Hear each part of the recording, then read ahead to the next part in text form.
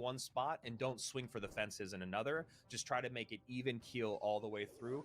We'll see if that's what the players do, but that's not for a little bit. As of right now, we're going into this matchup. A lot of fun. Adriel going up against Ryley, our current world number 2, who honestly looked like maybe we were going to say goodbye to him early yesterday, but he was able to come back and stay alive. And then on the other side of it, we had a really fun matchup. I mean, these were our first 2 matches of the day, Ryley versus Yoru, and then Ruben versus Adriel. Really, really fun to see Ruben and Adriel match as well. So here we go. Going back to bait. Ryley was the only person that we saw run bait yesterday. He did it in his last match, and his last match in the very first game. And we'll see. I mean, apparently he liked what he had there. Yeah, another thing is about this match. I saw someone say in the chat today that Ryley took Adriel's spot at the World Finals last year. That's the reason why Adriel didn't quite make it to the top 8 for the World Finals. So this is interesting. I think that Adriel has a lot to prove here in this best of 3. Yeah, that's a great little bit of history there to add to the drama of this matchup. I mean, definitely 2 guys that are feeling like they're at the top of the world. Ryley definitely has the edge on Adriel in that sense, and Adriel getting a really nice breakthrough here. Boss Bandit's still there to tank. Ice Spirit comes in late. Mighty Miner is able to clean up that hog. 22-59. Adriel up by 1, but Mighty Miner on the board and a hog hit in as the Evo barrel comes out. Perfect timing, perfect everything there. You can see both of them with the raise of the eyebrows. Adriel proud of his prediction and his play there, and Ryley going, all right, man, okay, cool, let me get some damage somewhere. Yeah, I like this matchup a lot for Adriel. He's got a really quick cycle. He even has the Fire Spirit, which is good versus Goblin Barrel. And he's locked in. He's got a nice prediction on the fake barrel as well as a log onto the real Goblin Barrel with that Evo. And now Ryley's in a situation where he's going to have to keep spamming. He's going to have to get even more Goblin Barrels on the board to try and cycle back.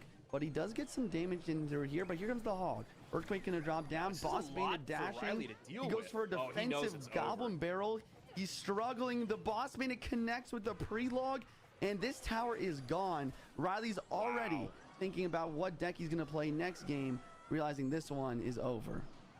Didn't love that barrel right in the middle of all of that, Juicy. You know, he was Ryley was able to get back to a second barrel and kind of use that defensively, but honestly, he sent a barrel in the middle of Adriel's kind of defense and counter push. So you cycle her in the wrong lane, she can really, really punish you. Although in game number 1, really worked out for Adriel. Yeah, she's a double-edged sword. If you know what you're doing with it, it's really going to provide an insane amount of value. But if you make even one mistake in how you play it or an ability here or two, next thing you know, you've used 8 elixir on one card and your opponent's overrunning you. So those decks you guys are seeing on the screen are not what we saw in game number 1. Those are from the previous matchup. Just a heads up in case you are worried and anyone repeats a card. And don't worry, we are on it. Gobstein in the back, and looks like Ryley's got the Tesla. Ryley using a drill deck with the Dark Op without the Evo Dark Op or the Evo Tesla. So, and without the Evo Drill. So what even are the Evos here? This is kind of interesting. Yeah, that is really interesting. And I can't imagine he made an Evo mistake, but with only 2 spots left, he's going to have to hope that he didn't. There we go. Evo Valkyrie is the second to last. Goblin Doctor, Goblin Monster coming out. I think I called him the Goblin Giant earlier. Give me a break. It's 7 in the morning. And also, we haven't seen much of the Goblinstein. I'm really happy to see Goblinstein kind of working its way back into the meta, honestly. I know that for a long time, people were sick of it and thought it was a little too powerful. Definitely a really tough card to balance, but I do think it's found itself in a good spot. Goblin Doctor doesn't feel too powerful. Goblin Monster doesn't feel too powerful. Neither does the ability. Yeah, I think that's... I absolutely agree. I think it's in a solid spot, but it's still, in certain situations, able to provide some value. In this situation, I don't see it getting much, though. Ryley with the poison, probably going to be dropping a poison on top of the Gobstein most of the time, and if not, he'll have that Valkyrie on top, help him cycle to his Evo Valkyrie.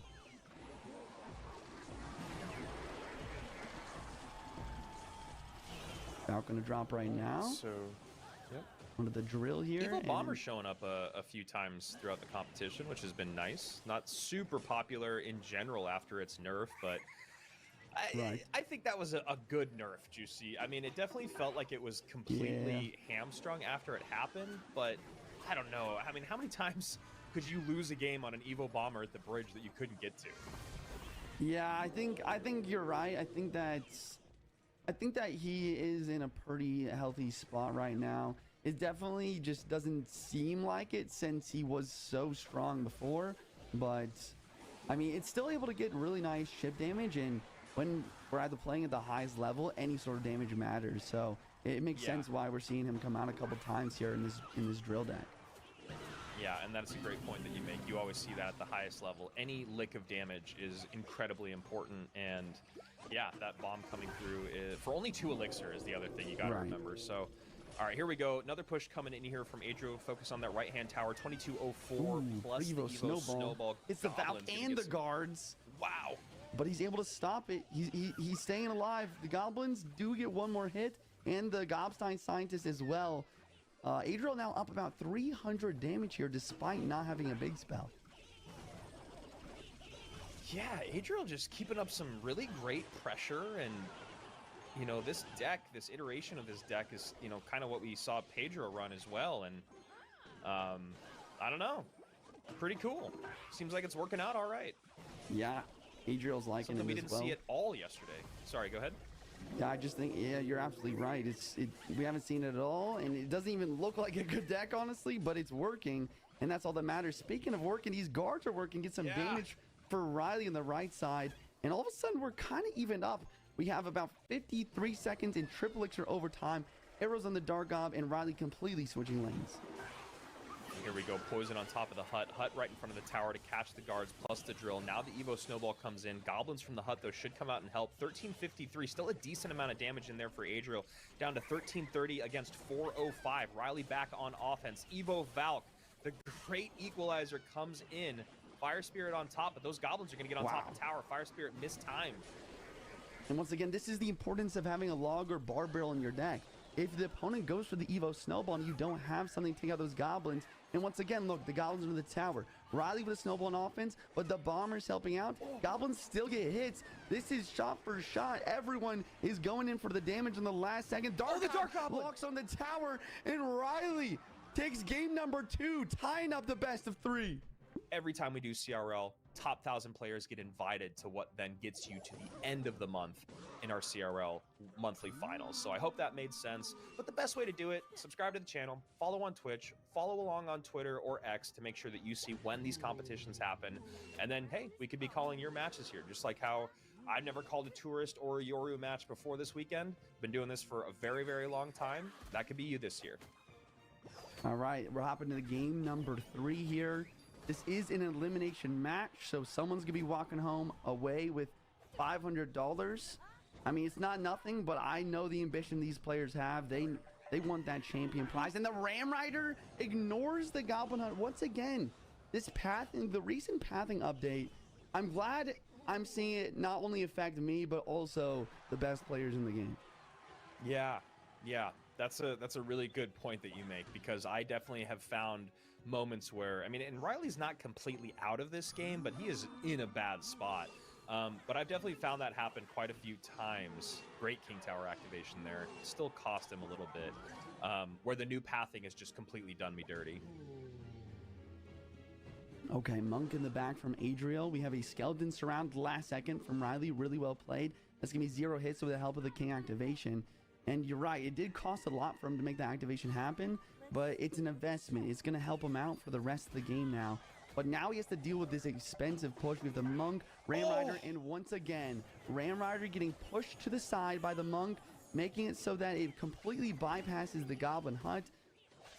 And Ryley's just shaking his head. He's taking a lot of damage. He's shaking his head here. He's so tilted, and I can imagine why. I mean, it's 2 back-to-back missed pulls on the exact same push coming across the bridge. A Monk plus a Ram Rider. The Monk, the density of the Monk, body blocking, pushing that Ram Rider maybe a half tile over. And yeah, with that new pathing, that is not going to do it. So Ryley going to have to get a little more used to playing that Goblin Hut, just 1 tile over to the right. And, you know, it's going to pull the Ram Rider, and it's also going to spawn Goblins to help out in that case instead of doing a whole lot of nothing. Monk counter pushing left-hand lane. Adriel does have lightning as his last card in this deck, or he should. So that's also going to make this even more difficult to make this comeback happen. Goblin goes on the left-hand lane again. It is placed one tile up, and the Ram Rider isn't getting pushed by anything this time, so it will pull. Hog Rider does get some hits. Ryley's starting to lock in here and maybe get some damage back. Maybe there's a comeback possible here. Yeah, I mean, definitely. I mean, he's doing a great job getting damage where he needs. He's, you know, as we've talked about for years, he's sacrificing that left-hand tower HP and gaining elixir for that. He's also making really great micro interactions using that king tower like you talked about to make up for elixir. So wow, it's definitely not over, especially with that lightning. And now you see Adriel kind of hitting the panic button a bit, going, okay, wow, all right, you've got a big spell. You got that boss bandit that's causing me a lot of trouble, and I'm only in the lead because you missed 2 pulls on my Ram Rider. So Adriel's starting to feel the pressure here. Great Skellies plus Ice Spirit, 1068, 829. Ryley felt like he was completely out of this. Now the splash from the Firecracker is in. Ryley has just about taken the lead. Not yet. 918, 829. Hog Rider in. Hog Rider in. Ram Rider try and slow it down. Ice Spear to freeze. The King Tower is helping, but the Hog does get the hit. Ryley now...